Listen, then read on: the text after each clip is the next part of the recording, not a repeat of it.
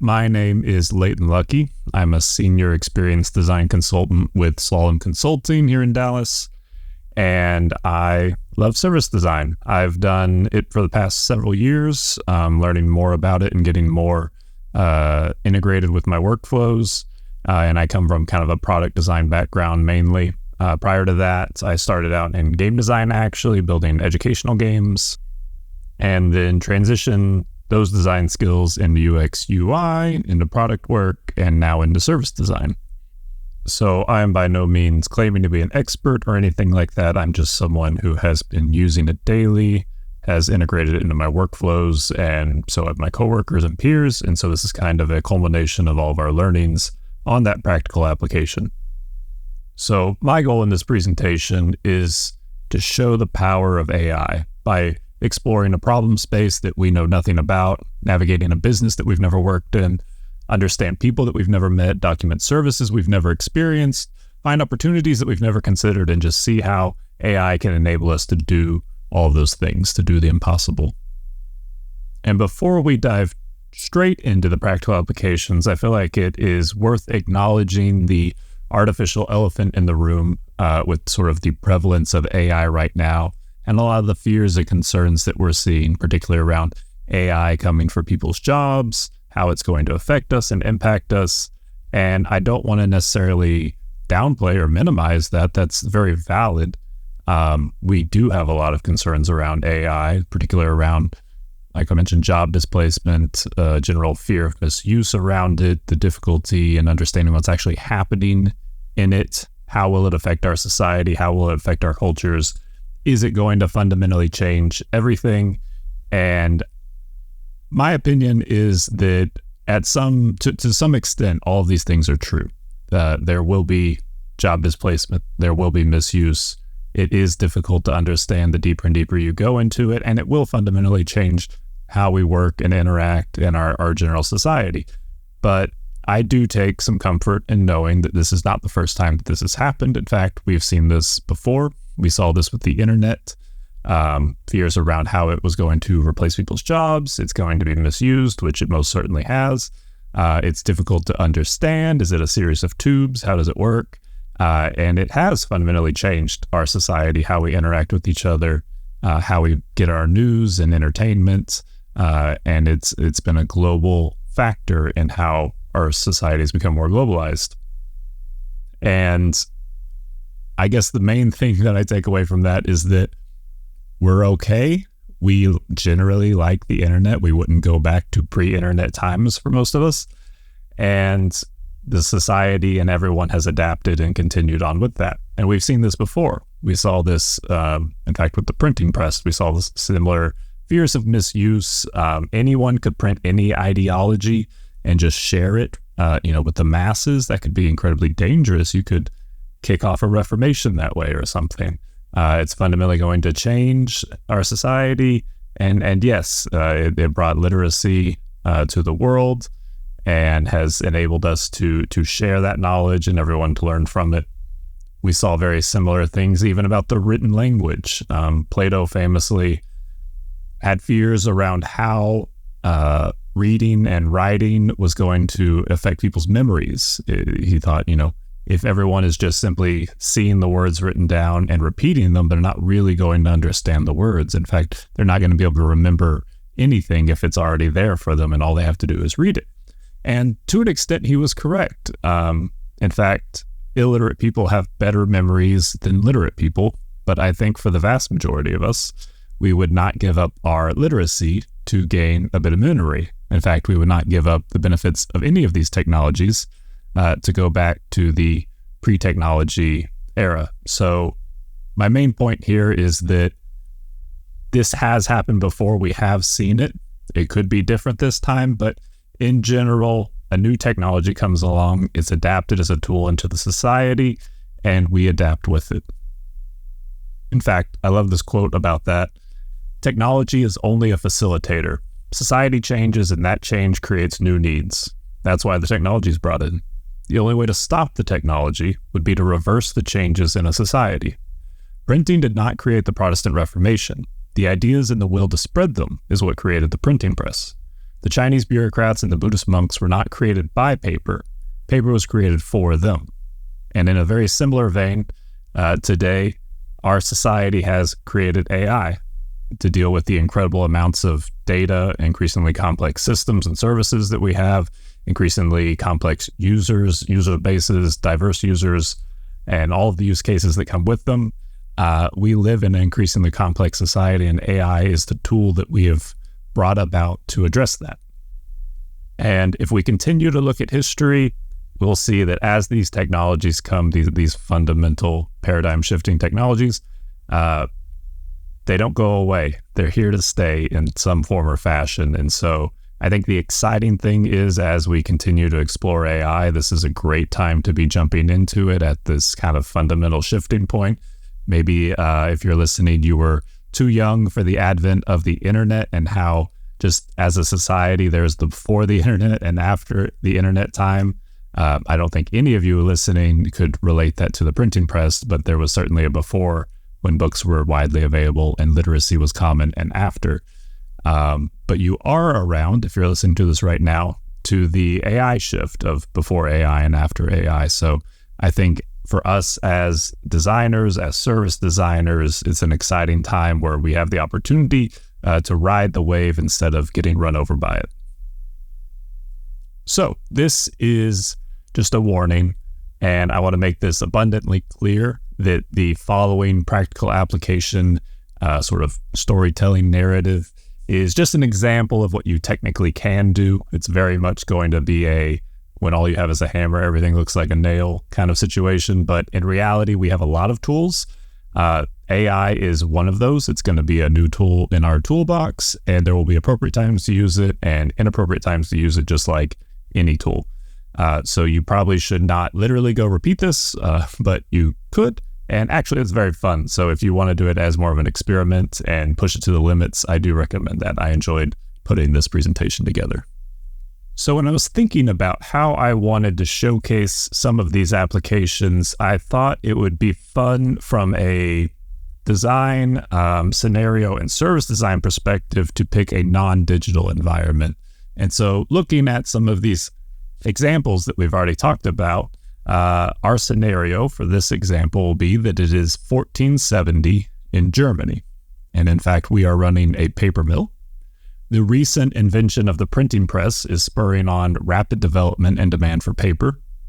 And we are struggling to adapt to the effects of this new technological era. And if you want to draw any parallels to today's society, feel free to. Our task for this presentation will be to explore the problem space. We're going to go from zero to a blueprint. So we plan on knowing nothing, learning along the way, leveraging AI as our companion, our researcher, our assistant, and going all the way to the most iconic service design artifact, which would be the service design blueprint. And then we'll even take that a step further and begin to iterate on some of those solutions. Our tools that we'll be using along the way are Gemini, Meta AI, Figma, Miror, and Midjourney. And just to give a little special highlight to Gemini, since it's going to be the one that I primarily use throughout this presentation, for context, Gemini is a chatbot. It's built on the LLM of the same name, Gemini, by Google. It was kind of their response to ChatGPT. At the time of this recording, it's been about 1.5 years ago since ChatGPT's release, and it's kind of amazing to think of the progress and change that has brought in that very short amount of time. And so we're starting to see more and more of these chatbots come out, these large language model powered chatbots, and finding different ways to utilize them. They all have their own little uniqueness, their own personalities, if you will. Gemini is particularly good at reasoning and providing factual responses. You may say like ChatGPT is really good at creative writing or playing personas. There's Claude. There's a whole lot of other ones out there, and they each have their own strengths and weaknesses. So there's not one right tool for the job necessarily right now. They're all being sort of developed and refined. So I just would encourage you to try them out, see what works best for you, see how one answers one question and another answers that same question differently, and see which one is more suited for whatever work that you're doing. Just keep that image of the toolbox in your mind, that these are all different tools that you can use. You don't have to use them. Some are going to be better in some situations than others. And so this is the interface for Gemini at current. It just kind of is welcoming me and giving me some ideas around brainstorming presentation topics or creating images or creating tagline for my store. So just kind of helping users understand what it can do. And then at the bottom, it just has a very simple prompt text box where I could input my prompts. It has space to upload images, in fact, and then also to do voice to text. And I think it's worth calling out, there's a similarity here between the power of the technology and how it's being displayed. This is very much the command prompt version of the HCI for LLMs. Like, most people wouldn't really see this any different than a Google search bar, and most people wouldn't use it any different than a Google search bar. Part of the very interesting thing from a design perspective will be to see how the actual interfaces and how we interact with these programs evolves over time. As this technology becomes more and more human-like, I would expect the way that we interact with it to become more and more human-like. So let's write our first prompt. So here are a few tips to help you with your prompt writing. Again, this is like any other tool. There are good ways to use it, bad ways to use it, ways to get better at using it. And so a few tips that I've found useful is, one, be clear, specific, and honest. And so the more clarity I can give it, the more specificity I can give it, the more context I can give it, and the more honest I can be about what I'm actually trying to accomplish, I find my results to be better. So in that case, I could use a prompt command like, please imagine this scenario, or pretend you are so-and-so. Describe this to me in detail. Can you predict what would happen if X, Y, and Z happened? Can you compare X and Y and compare and contrast them? And there's a lot of other ones, but this not only helps the AI understand what I'm trying to do, it helps me articulate what it is in specific that I'm trying to accomplish. And the more context that I can give it as far as what it is I'm trying to do, or how I want the format of the information out of it, or why I am asking, I can insert some of that honesty there around, like, I just don't understand this, or I don't know enough to ask the right question. So can you give me examples of how I might tweak my question to be better? That just gives me a better result, the more kind of context and honesty I can interject in there. And then if you can provide examples of that actual format that you want the output in, or the types of information you're looking to get out of it, the better it can articulate and respond to your question or your prompt. The next thing that I find useful is to break it apart. So just like I would have my proper service design methodologies, and starting from zero and exploring a problem space and doing some problem definition, and then moving into the next stage of discovery, I need to do those exact same things here. I could, and it's very tempting just to say, like, give me a blueprint for this scenario, and it will. It's just that the quality of it will be much lower than if you had taken the time to do the proper sort of due diligence of the good methodologies that we know and we've learned. Apply all of that you know, and use AI to enhance on that, to build on that, to accelerate that, but don't abandon all of the good methodologies, the knowledge that we've built up in our disciplines. So in that case, if I'm trying to accomplish this task of building a blueprint, I'm going to explore that problem space, ask questions about the things I don't know about, learn more about the people and personas involved, learn more about the industry and operations, and I'm going to continue to build on that with the AI. And that kind of brings me to the third point, that it's important to converse with it. Treat it like an ongoing conversation, because one of the most powerful aspects of this is that it retains the context of what we're talking about, and then has the ability to iterate on it or build off of that. It's just like having a conversation, working together. You can provide feedback to it as far as like the answers and results you're getting, and you can continue to build towards a better result. So my last note on this prompt writing is just, as we've heard more and more about kind of the hallucinations and the accuracy or sometimes inaccuracy of these platforms, I would say to give it the same grace that you would give a human. We report inaccurate information. We have incorrect results when we do our research. So I think that's perfectly fine. We just need to be doing the same validation activities that we would do if it's real. We would check our biases. And in this case, you can actually just ask the LLM what its limitations or biases are. We can use it to help us explore counter arguments or other people's perspectives, things that we're not taking into account, and making sure we're doing, the empathetic, diverse people research that we've come to expect. So let's jump into our first prompt in this scenario about the 15th century paper mill. So let's pretend, so I'm using kind of the command prompt to initiate here. I'm the owner of a paper mill in 15th century Germany, impacted by Gutenberg's printing press invention. I lack expertise in papermaking, but I aim to apply service design techniques to improve business operations. Our paper mill faces increased demand due to Gutenberg's printing press. Customers seek varied paper types and qualities, so I'll ask a series of questions to understand the challenges. To better manage our paper mill, I'll ask for insights into essential business operations and customer interactions. What considerations should I prioritize to meet customer demands in this historical context? So I'm asking it to pretend around a scenario. I am being honest that I lack the expertise to actually do this. And so I'm going to ask a series of questions and break apart this challenge. This is the first one of many. And I'm going to start at the bottom. I'm just going to ask, what should I be considering when I think about this historical context, when I think about paper mills, when I think about the customer demands? I don't know. Help me build that ground foundation.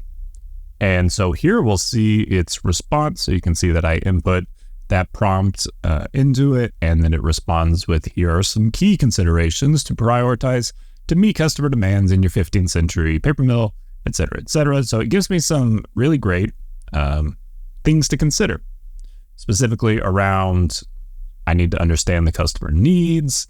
There are different customer segments that I'm going to be considering. There's like printers, which are some of the biggest ones, but then we have stationeers, bookbinders. There may be entirely new uses around pamphlets and flyers and artistic needs that haven't really been as considered.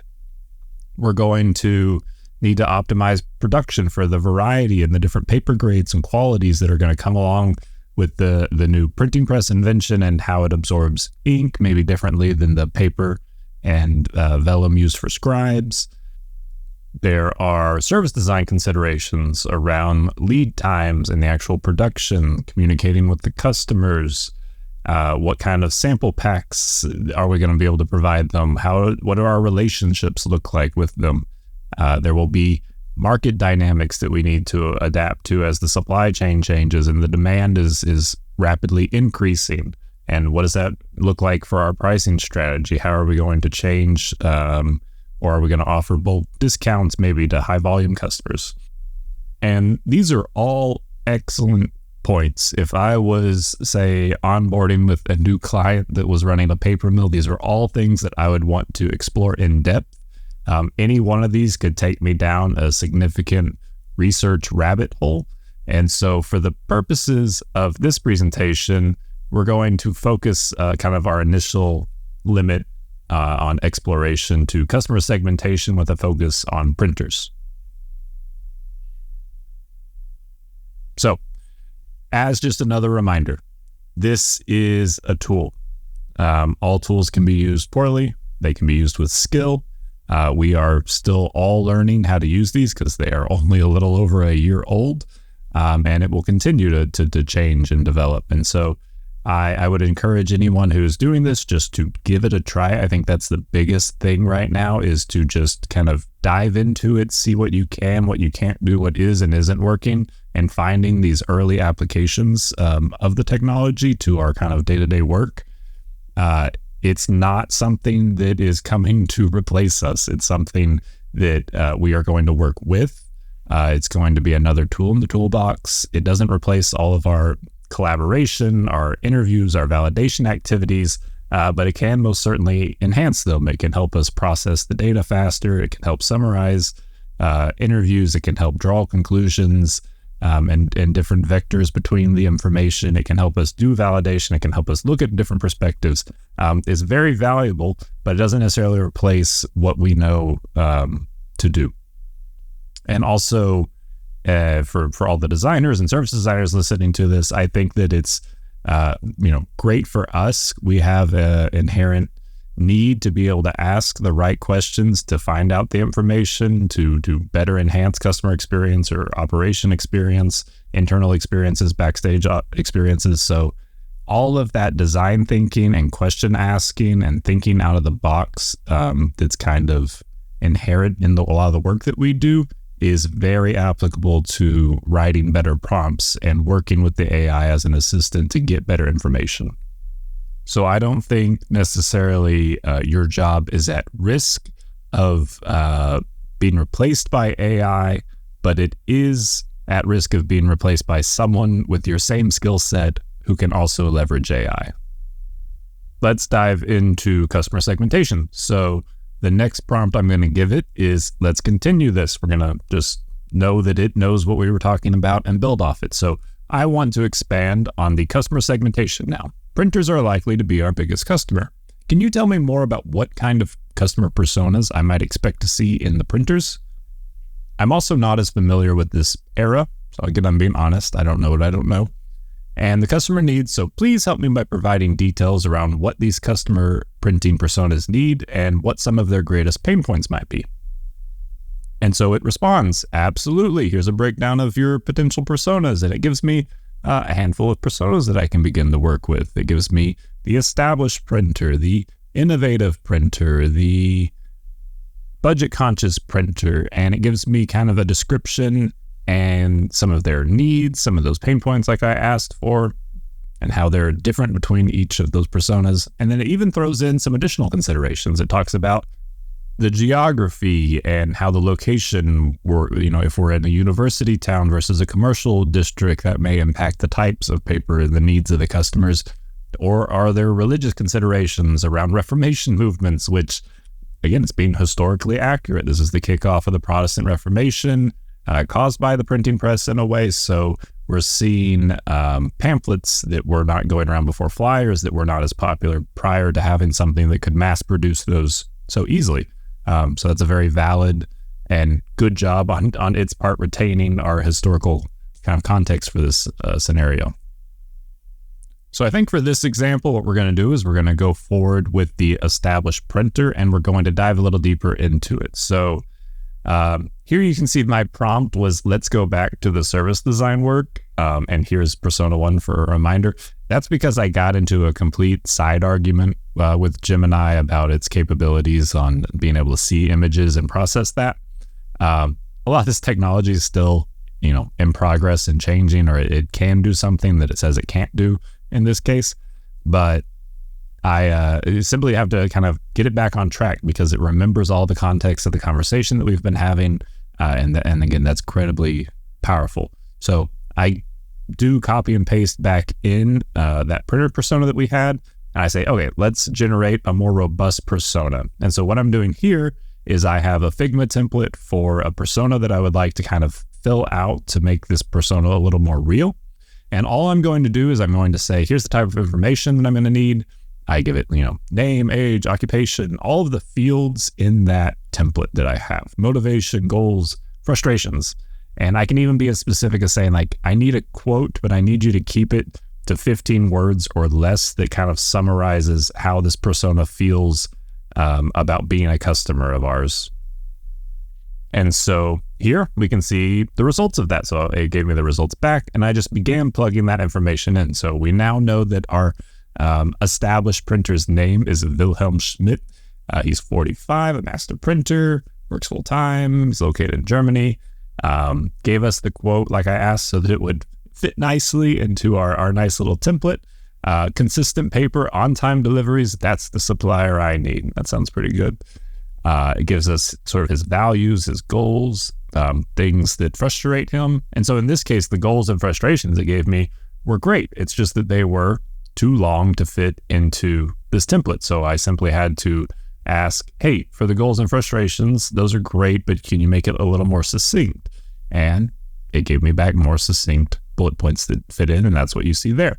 And shout out to Jeremy on Figma's template website for this persona template.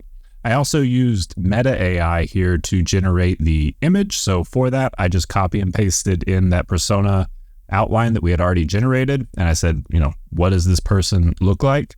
And that's the image we got here. Gemini at this time was having some issues in generating images of people, specifically the type of person that I would need an image of here. So go check your newsfeed if you want to know more about what's happening there. But continuing to be developed technology. It's always fun to work with. And I think at this point, it's worth calling out, like, this could have taken me an incredible amount of time. Like, if I wanted to actually do this scenario of a historic German paper mill persona building, it would have taken an incredible amount of work for me to go do that research and actually learn the historical context and learn how everything works. And it could have potentially taken me days. It could have taken me weeks. I know if we're doing typical persona building, like in real life, it's going to be a lot of interviews. It's going to be a lot of, interviewing stakeholders and product owners and people who know the customers and trying to, put together this amalgamation of a customer persona, depending on how much research and time you have available. Well, if you had to choose between having nothing or just guessing, being able to leverage AI to build a persona like this in under 10 minutes is incredibly powerful. Even if it's just a jumping off point, even if it's a conversation starter, even if it's just something that you can then go validate against, people always have a stronger reaction to correcting something than creating something from scratch. And being able to build my German printer persona in under 10 minutes, realistically, that's about what it took me to do that. It still just kind of blows my mind at the potential time saving that we have there. So if I can hear you out there saying, but it's not perfect, it's not research backed, it's not validated, I would just respond, so what? It was free and it took me 10 minutes. It's not that I'm not going to do those validation activities. It's not that I can't do that research. It's just that I'm vastly ahead of where I would have been if I wasn't leveraging AI. So now let's have a little fun with Wilhelm. So we're going to do a role-playing exercise. So the neat thing that I've done here, and I've done this for real clients, is doing a little role-playing to get a better understanding of the persona. So I ask Gemini, so thinking about Wilhelm, I just refer to him by name now. Gemini named him, so it should know who I'm talking about. I would like you to assume his persona, both in thought and speech. And please still speak English, because if I don't specify that, it will remember that he's a 15th century German, and it will speak German. So I may simulate an interview with him. Understood, I will embody Wilhelm Schmidt, the printer, and answer your questions. Imagine you're sitting in his workshop, so it's already like setting the scene and getting us ready for the interview. And so I get into character as well, and I say, thank you for meeting with me, Mr. Schmidt. I have a few questions. How can we serve you better as our customer? And he says, well met, and he extends a firm handshake. Always happy to chat with someone who values the printing craft. So about that paper mill, what could you do better? That's a good question. So he's really kind of playing into the character a bit here. But then he goes on to talk about a lot of the topics that were related to his persona that we built out earlier. He cares about quality. He cares about weight and ink absorption and all of these very important factors. He cares about the price, obviously. And then he even begins as kind of an interesting thing to solution to ideate a little bit. And he's like, well, maybe you could offer some sort of loyalty program, or maybe you want to have bulk discounts or extended credits. That could help out our business. And then he talks a little bit about communication, the importance of that, and kind of summarizes it up for it. So I spent a while doing this, and I'm not going to walk through all of it here. You're very welcome to go generate a persona and then interview them and see how it goes. It's a very fun kind of exercise.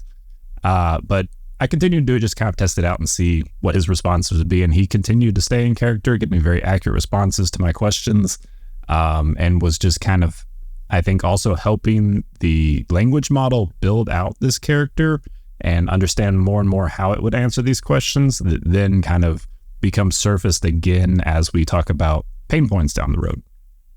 And maybe I'm being a little cheeky here with the time save thing at the bottom, but I don't know if this would be possible. I guess I could hire a historian and then make them role play with me about this weird fictional scenario. And as much as that's how I would like to spend my money, I think that this is an excellent just showcase of doing the impossible. We're interviewing a 15th century printer for our fictional business, and it's just kind of a really fun, cool application of AI at this point. So let's continue towards our blueprint. So at this point, I say, okay, you can stop role playing because it will continue just to like answer like he's Wilhelm. And I want Gemini to be my research assistant, not Wilhelm the whole time. So thinking about him, though, I want to start making a service blueprint, thinking about how he interacts with our business as the paper mill, how our paper mill works. In fact, I don't know a lot about that. So I start to kind of give it the scope. I want to start with the trigger of whatever is causing him to purchase paper. I want to go through the entire procurement process, and then I want to think about like delivery and reception on his end. And so I continue to kind of like build out what it is I specifically want. I say, I want you to give it to me in a chart. I say across the top, I want these to be my column headers: stage and customer journey, people and roles, touch points, interactions, and backstage operations. And then I tell it a little bit more about like, I want you to consider Wilhelm, obviously. I want you to consider me as the paper mill owner, and then anyone else that may be involved in the process. So I'm being pretty open at that point about who are the people and roles. I'm just going to let it kind of fill that in. And then it gives me a chart, which is great. And the nice thing about this being Gemini integrated with Google products is that I can then export that chart to Sheets, which we see here. And you can see all those different stages, the people and roles that it came up with, the different interactions that happen along the way, and sort of the backstage enabling steps. Again, this is incredibly powerful how quickly I was able to get to this point. So if I'm typically trying to research a new industry or how a business operates, if they have standard operating procedures across an industry, or they are unique in how they do it, usually that is a very intense interview-heavy process with many different stakeholders, and then each stakeholder is siloed in their own little group, so they actually don't know how they connect to the other groups very well. They don't have insight to that end-to-end journey. And so being able to have something to start from is, again, incredibly powerful. People always react better to something than just creating something from nothing. And so now we're going to go into Miror. So here is a template that I'm going to use for this. You can see that it's kind of a blank template already. I have the people involved. I have customer actions, front stage, touch points, backstage, pain points, operation pain points, and opportunities. All these things that I can begin filling out. So some of this information I have, some of this information I don't have, some of this information I want to expand on or make a little more robust. And so we'll do that here real quick. I'm going to start with the people. So it generated in that initial kind of scaffolding for our service blueprint some people that I hadn't thought of asking about yet. And so I doubled down on that. And so I was like, okay, well, help me define what those key roles for a paper mill at this time and for Wilhelm as our customer, who's working on his operations side. And it gives me some of that, gives me some very nice historically accurate to how you would make paper in the 15th century. You have rag sorters. So all papers at this time is made from, it's considered 100% rag paper because it's made out of rags and pulverizing them into a pulp and then making the paper out of that. We don't get the trees until much later in history. You have the vat man and the couchers and the pressers and the sizers, and these are all real roles that would take place at a paper mill. And then on his side, he has the press man and the compositor, the apprentices that are learning from him, the inker, all these people that would be playing a role. And so, again, kudos to it for remaining historically accurate in this information. And we can plug these roles in. We can move to the next step and say, let's kind of break out those phases and sub-phases that we began to explore in that scaffolding. And it can help me do that. I can ask it, thinking about how Wilhelm might feel, and it will inevitably say, like, I'm not a real human, so this is how I would guess that he would feel.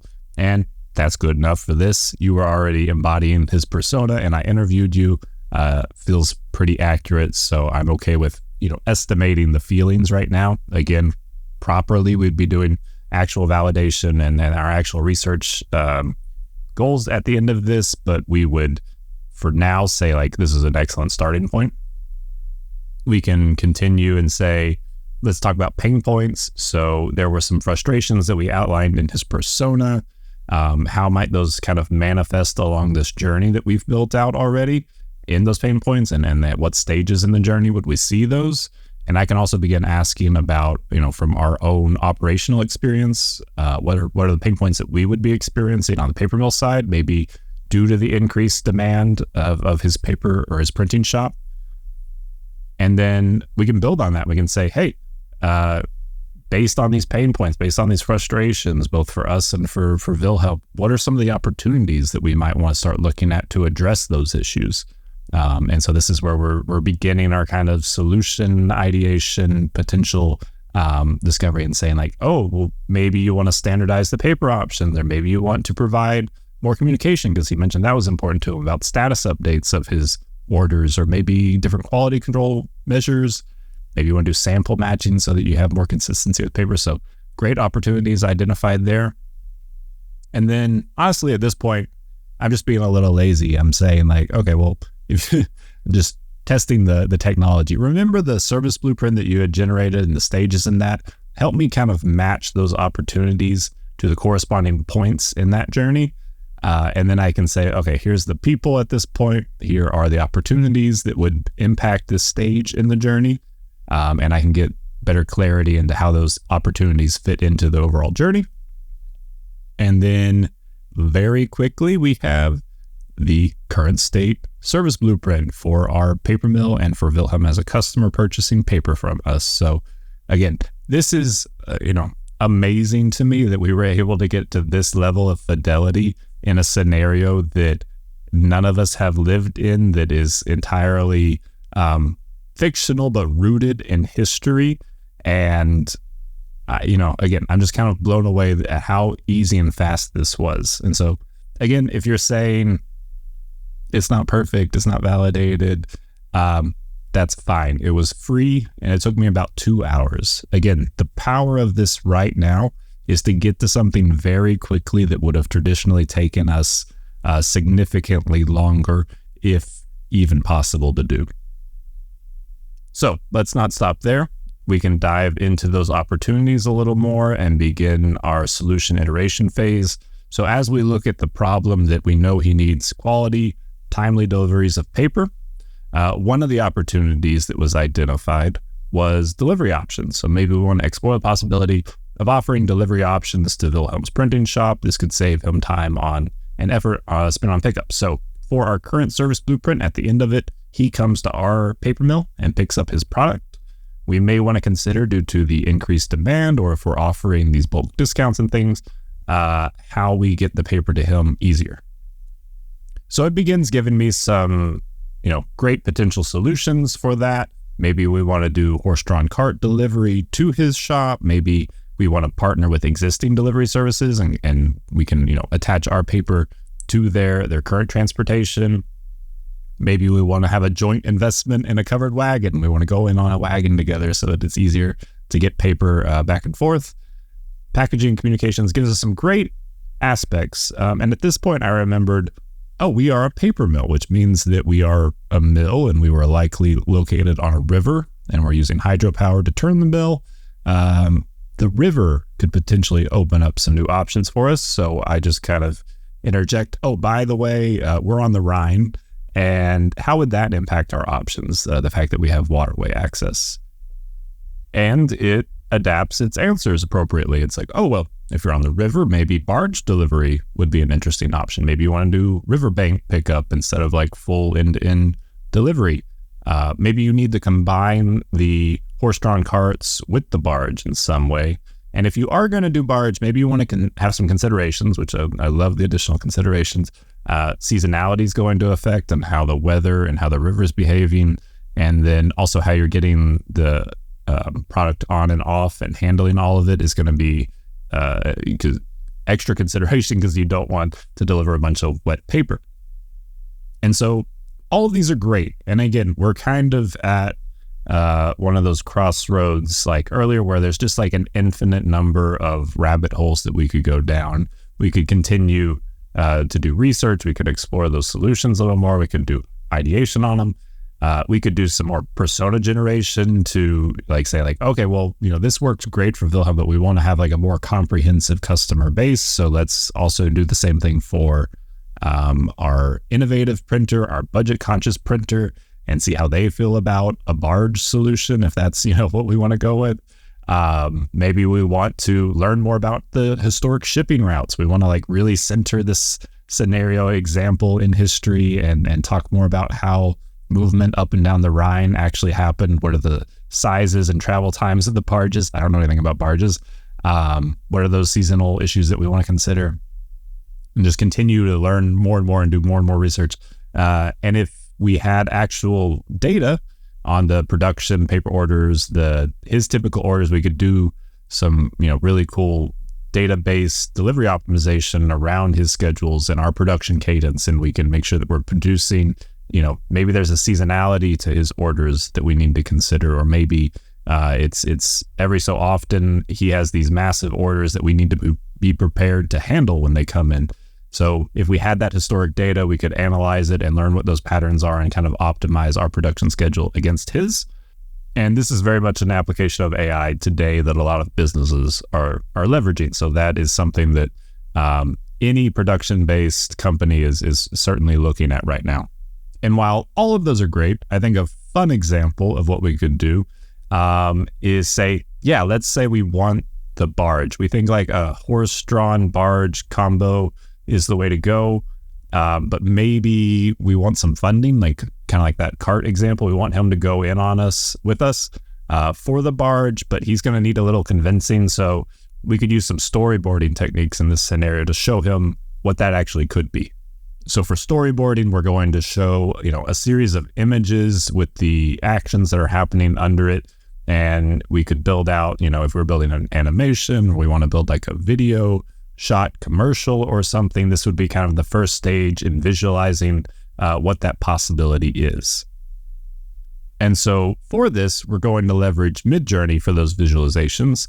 But I'm not by any means an expert in Midjourney. Midjourney has its own way of handling prompts and best way of writing those prompts. And there's a lot of different parameters that you can shift and change to get the right, image aspect ratio that you want, or quality, or you want like different levels of variation in the image, or focus on certain elements of the prompt over other elements. There's a whole world to it that I'm personally not that familiar with. But the great thing is that I can use Gemini in this case to help me engineer those prompts to be a little bit better and to fit into the story that I want to tell. So I asked Gemini for some ideas around how we could do the storyboarding. And then I told it like, okay, I'm going to use Midjourney. So I want you to help me engineer a prompt to create those storyboard images to shoot a commercial, a 15th century paper mill commercial. And it's going to help get our investors to invest. So it gives me some of those examples. So I had given it kind of the different scenes and stages that I wanted to do. And then it helped me articulate a prompt to feed that to Midjourney to generate better images than what I was getting. So here in our story, we see there's like a man and his horse, and they're struggling over this rough terrain, going up along the river, trying, deliver this paper delivery to Wilhelm. And like the cart is like coming detached, and they're sweating, and it's just, they're having a terrible time basically. And as they're going up the river, they look to the side and they see this barge, and it's going quickly, smoothly upstream. It's outpacing them significantly, and they just are thinking, man, that would be such a better way. And then we can cut to like Wilhelm on the side of the river, and he's waiting for the cart to come rumbling up the side, but instead he sees the barge. And what does he see on the barge? But he sees the delivery driver, he sees the horse, and all of his paper being happily and relaxed delivered to him on time. And we can end with the slogan, "Everyone wins with on-time deliveries." And so there's our outline for our commercial. We can shoot that commercial. We can pitch it to him. He's going to like be blown away, by our storytelling capability. And we've used Midjourney to get to that visualization much quicker than we could have. And so if that seems, that's a fun example. And if it seems a little too out there, I just want to reiterate it's not. Here is that very much same example. This was a storyboard created by Goodbye Silverstein and Partners for Comcast Business. So they had used Midjourney to generate a series of images for their storyboard about how in this kind of Happy Gilmore-esque commercial where you have the golf ball bouncing around, it bounces off the Comcast bus, off the guy's glass, into the lake, the alligator spits it back out, and then, the guy got a hole-in-one and everyone celebrates. This is a real commercial. You can go watch it right now on YouTube if you want. But it's very much a technology that's being leveraged in this way already. And the way that people will learn to use it in the future will just continue to be more and more innovative. So again, this is a really cool way to do storytelling in a much more accelerated and faster way than you normally could. It's not perfect. I don't think it replaces artists. I don't think it replaces people who are career storyboarders, but it's definitely a way to get there faster as a starting point. And that's super cool. And so there's so much more. This is really just scratching the surface of what you can do today. And honestly, tomorrow will be different. The techniques and the technology are changing by the day. So it's very exciting. There's always constant news about new features or new things that you can or can't do, or things that turns out were really broken, or things that they have fixed. And so I just encourage you to kind of be a part of that news. If you work in the tech world, you kind of can't escape AI at this point. But, and personally, I'm kind of sick of hearing it, but finding ways to practically use it brings it back for me. It really makes it seem more real and not just this thing that you constantly hear brought up in every business conversation. The more real we can make it to ourselves, the more powerful it's going to be. And so just a quick review of what we did with AI in this example. We explored an unfamiliar problem space. We dove into some customer segments. We built a key persona. We simulated an interview with Wilhelm. We created a scaffold for our service design blueprint. We completed our service design blueprint template with all the additionally generated content that we did, and iterated on some of those opportunities and solutions. And then we visualized that storyboard for one of our solutions to create our kind of proposal. So that was a lot of work in a very limited amount of time. And again, I think the power here is to accelerate and to expand. It's not replacing as much as it is just supplementing and enhancing the work that we know how to do with the skills that we've acquired over time, and are simply going to adapt AI into these skills and methodologies. I think it's appropriate to come back to where we started with some of this. So earlier I talked about how Plato was worried that, we would lose the warmth of human conversation. We would lose our memories. We would lose our ability to tell stories. And so the irony is, for all of Plato's hesitation and issues with writing, he actually wrote quite a bit. Now, his teacher Socrates, we don't have any of his writings. He was truly committed to only storytelling. And it's from him that we get the Socratic Seminar. The Socratic Seminar is a conversational, student-led discussion, with the teacher as a moderator. Questions are kind of built and challenged upon. It's centered around a certain prompt or text typically, and most importantly, it's this collaborative environment with differing perspectives. I think it's very appropriate as the technology becomes more human, that the way we work with these GenAI assistants is returning to kind of that form of conversation. It's human-led, but with the AI kind of moderating some of the information, the humans moderating some of the answers.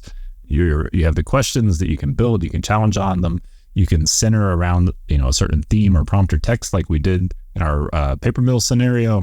And most importantly, it's collaborative. I think the biggest thing is we have to break the mind frame that this is fancy or Google, and return to the idea of having a conversation where we can have opinions, where we can have flawed answers, and it's more about iterating on that and expanding the conversation than getting a direct answer to a direct question. So this is a quote that I've been thinking about a lot while building this presentation. So this is from Francis Bacon's Novum Organum from about 404 years ago, but still very relevant today. The human mind is often so awkward and ill-regulated in the career of invention that it is at first diffident and then despises itself. For it appears at first incredible that any such discovery should be made, and when it has been made, it appears incredible that it should so long have escaped men's research. Which, of course, at this point, I am going to feed into the AI and ask it to simplify that and say, our minds are weird about inventions. At first, we think something can't be invented, and then after it is, we wonder why it took us so long to figure out. It's like we doubt ourselves at first and then feel silly later. And this is essentially how I felt the entire time putting this presentation together. I wasn't sure if the paper mill thing would work. And then about halfway into it, I was like, of course it would work. I was silly for thinking that it wouldn't work and like trying to work around it. I just needed to embrace the AI and work with it and be honest about what I was trying to do. And it was very easy to get it to help me do that. And so my big encouragement at the end of all of this is I encourage you just to go try. Like if you're someone who hasn't been using AI, just go find some fun experiments to do with it and try it out. If you're someone who has been using it, I encourage you to either look at, maybe an example that you saw in this presentation, maybe something that you've been thinking about doing, you're not sure if it'll work or not. Go try it. And then, I encourage you to feel silly with me after it works, because this is a very, unique and exciting time in this technology where it's all very new, where we're not sure of what it can and can't do. And I'm going to enjoy that feeling of feeling silly as long as I can, because I know in a few years this will become commonplace. It'll become, just like another piece of work or another piece of life, and we'll kind of forget how special and kind of unique this technology is in this moment. So the last question is, if we can do this in a place that we've never been, in a time we've never experienced, in an industry we've never worked in, what can you do with AI in your work tomorrow? So thank you for listening. I hope you enjoyed it. I hope you learned something. I hope you feel encouraged to try something new that you haven't before. And I wish you all the best of luck in finding new and creative ways to use AI. Please feel free to reach out and tell me about some cool new way or new thing that you've done, because I love hearing that. I'm very tired of hearing theories around AI or AI is going to change everything. It's everyone, all the companies do AI, do it right now. I'm much more interested in the practical things that maybe you and I can actually do. So I thank y'all for listening and hope you have a good one.